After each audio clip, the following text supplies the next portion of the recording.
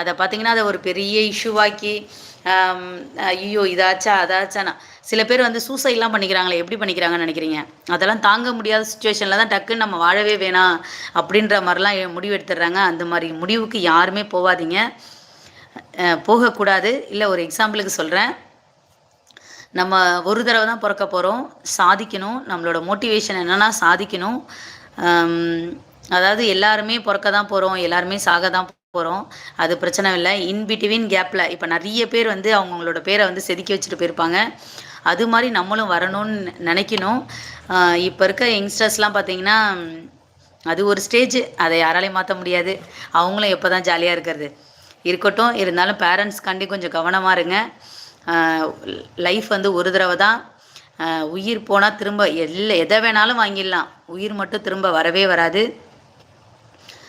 So வண்டியில் போகும்போதெல்லாம் பார்த்து போங்க.